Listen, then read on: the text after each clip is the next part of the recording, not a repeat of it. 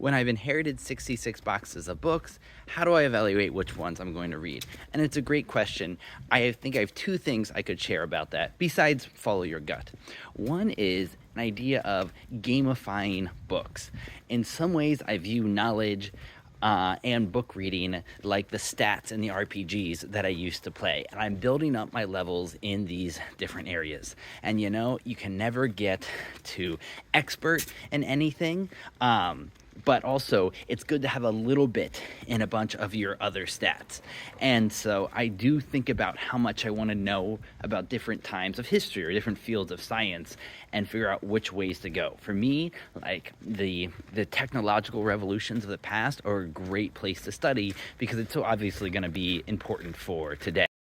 The other thing to remember is you don't have to finish books. This is basically my list of what I'm reading now. And some of them I haven't touched in a year or two. I do plan to get back to them, but I might not in this lifetime. And that's fine.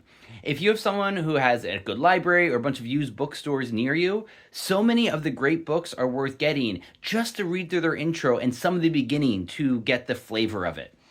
Take, for instance, this is Burton's Anatomy of Melancholy. I will probably only read this once in my lifetime, but it's worth having different editions of it because the introductory essays can be so good. It's like having a blog post by an expert in that field. That's why I keep getting Moby Dicks, because the intros are always illuminating as well.